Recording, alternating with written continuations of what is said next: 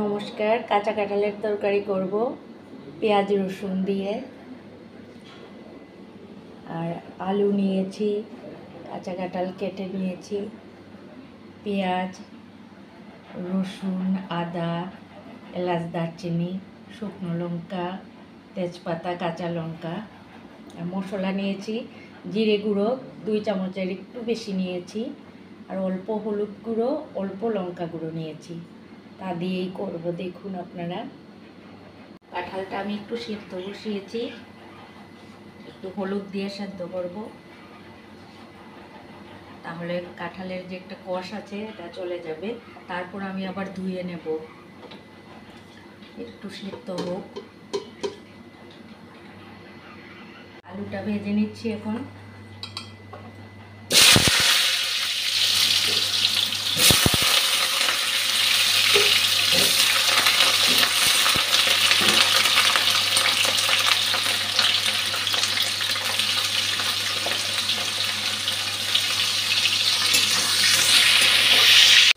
আলুটা একদম লাল করে ভেজে নিয়েছি।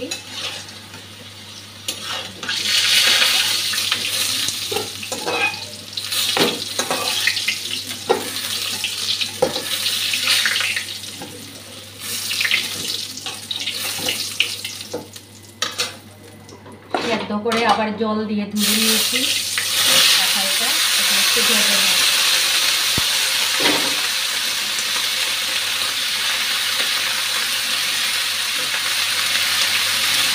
এটাতে আর হলুদ দেব না, আগেই তো সেদ্ধ করেছিলাম হলুদ দিয়ে, সেজন্য। শুকনো লঙ্কাটা আগে দিয়ে দিচ্ছি, তেজপাতাটা,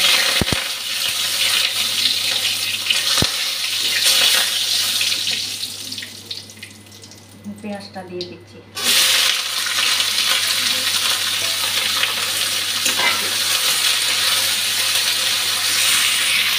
পেঁয়াজটা ভাজা হয়ে এসছে, এখন আদা রসুন পেস্টটা দিয়ে দিচ্ছি।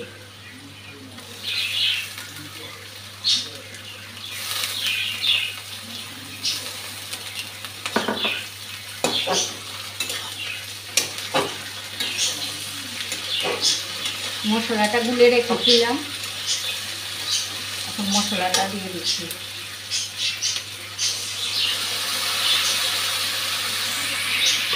কাঁচা লঙ্কাটাও দিয়ে দিচ্ছি।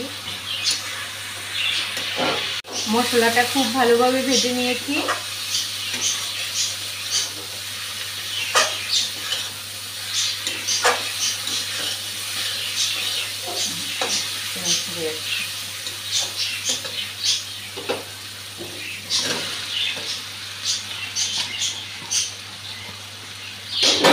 আলুটা একটু পরে দেব।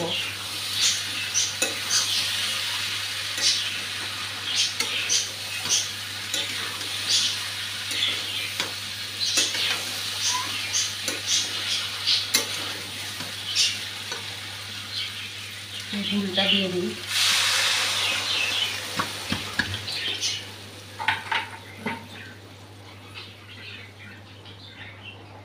নুনটা দিয়ে দিলাম, ঢাকা দিয়ে রাখি। এখন ভাজা আলুটা দিয়ে দিচ্ছি, গরম মশলাটাও দিয়ে দিচ্ছি।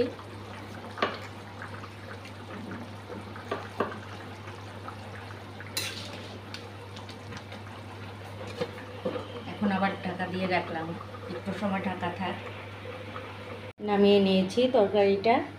আপনাদের যদি আমার এই সাধারণ রান্নাগুলি ভালো লেগে থাকে তাহলে সবাই আমার পাশে থাকবেন, সবাই ভালো থাকবেন, সুস্থ থাকবেন। শুভরাত্রি।